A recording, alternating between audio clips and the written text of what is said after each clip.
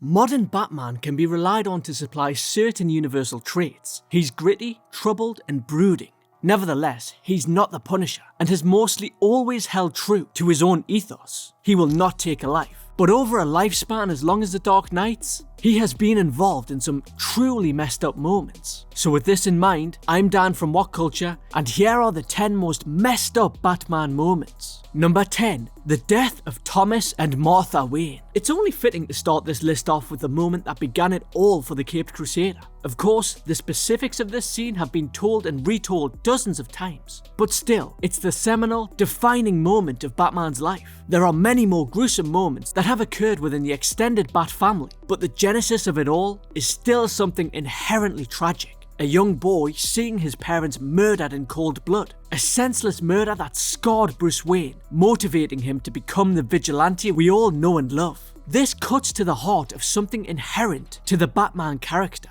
He is a tragic figure who spends his entire life trying to make sure nobody has to suffer the kind of tragedy that befell him and his family that day in Crime Alley. Number 9. The death of Alfred Pennyworth. Issue 77 of Tom King's Batman sees one of the most beloved and long-standing characters in all of comics meet his unceremonious end at the hands of Bane. Perhaps the most notable part of this is the fact that the beloved butler has, and to this day, remains dead. And apparently this wasn't King's original plan, as he intended for the death to be a fake out, but editorial decided to override him and keep Alfred dead for good, or at least for the foreseeable future. At least suffering a broken neck at Bane's hands was a quick and relatively painless way to go. But unfortunately, what makes this 10 times worse is that Damian Wayne was forced to watch as it was done, which isn't something a young boy should see, and it's insanely messed up. Number 8. The time Batman left KGBEAST to die.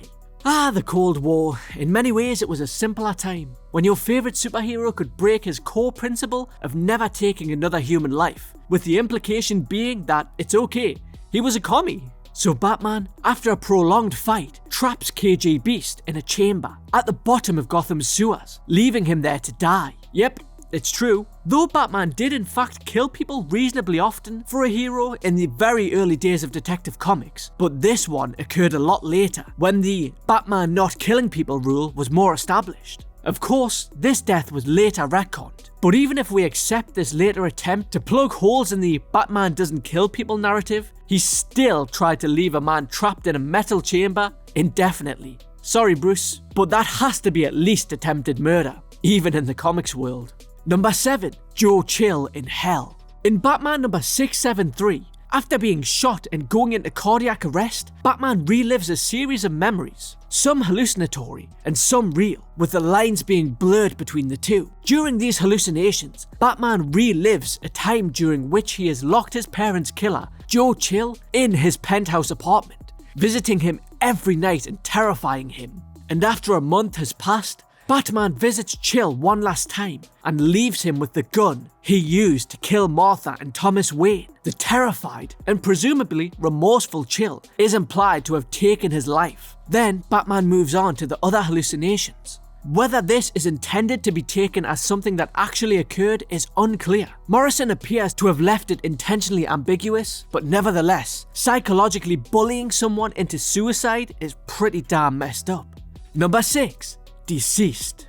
DC's recent out-of-continuity miniseries about a world brought to ruin by a corrupted version of the anti-life equation stored in Cyborg's body is, from the very beginning, absolutely harrowing. Beloved characters are dehumanized, while others are forced into killing those they love for the greater good. In particular, the beloved butler, Alfred Pennyworth, is forced to kill his surrogate sons, Batman, Tim Drake, and Nightwing, when they all get infected. In spite of the harrowing nature of this comic, this is only one of the many disturbing moments featured in it. Deceased is a fantastic read and is well worth checking out today, as the 3rd volume relatively recently wrapped up. Friends, fond memories, and foes' past rivalries are rendered irrelevant, with it becoming an all-out struggle for survival, and it features a wide cast of characters, with no plot armor or favoritism shown to any of the big hitters in the DC universe. Everyone is fair game, and often it is those they love the most who are forced to deal with them.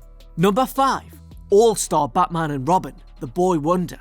From the man who wrote the seminal Dark Knight Returns, Frank Miller seems to have forgotten everything he understood about the masked vigilante when writing All-Star Batman and Robin, a retelling of Dick Grayson's origin story. Miller turns Bruce Wayne into an egotistical, insensitive bully, and in one notable scene in issue 2, the Caped Crusader verbally abuses his teenage sidekick before declaring, "I'm the goddamn Batman." And then, the goddamn Batman later has sex with Black Canary next to the burning bodies of a host of criminals. Yep, you heard that correctly. Another messed up highlight includes Batman locking the young Grayson in the Batcave, alone, informing him that if he is hungry, he should eat the rats and bats that are present in the cave. The writing here makes this series irredeemable, though it must be said that Jim Lee is at the height of his powers here. The art is incredible, but it's just a shame about the rest of it. Number 4. Batman Beyond: Return of the Joker. In Batman Beyond: Return of the Joker, we find out that the Joker subjected Tim Drake to torture. He physically alters the young Robin to look like a miniature version of himself. Then a traumatized Drake kills his tormentor, with his laughter turning into tears as he collapses in Batgirl's arms. The Joker, however, does return many years later. Not only that, but it is revealed that the Joker encoded himself into a microchip stored behind Tim's ear, and the Clown Prince of Crime is now close to completely taking over Tim's body and mind from the inside. Terry McGinnis, the new Batman, is able to free Tim of Joker's influence, but the sheer trauma and tragedy inflicted on Drake from such a young age is nothing short of tragic, and is most definitely well and truly messed up. Number 3. A Death in the Family. This one could only have occurred in the age before the internet. Dick Grayson's replacement as Robin, Jason Todd, had grown increasingly unpopular with readers, so DC allowed readers to call in and vote on Jason Todd's fate. And it's how it all went down that's the messed up part. Ultimately, the fans spoke, and they asked for the death of the teenager, and the Joker acts as executioner here, beating Todd half to death with a crowbar, before finishing the job with a bomb. This being comics, of course, Todd was reintroduced as the new Red Hood in the mid-2000s, but the abiding image that lives on in many comics fans' memories is of Todd dying at the hands of the Joker, as voted for by thousands of fans. Number 2. One Bad Day. In Alan Moore's Batman: The Killing Joke, the Joker is shown as a tragic figure who snapped and descended into madness after one bad day. Over the course of the book, the Joker subjects Commissioner Gordon to a series of tragedies and humiliations through which he attempts to prove that anyone can become like the Joker and go over the edge due to one bad day. Ultimately, the Joker fails, not however before shooting and paralysing Barbara Gordon, then forcing him to look at pictures of her naked body after the shooting.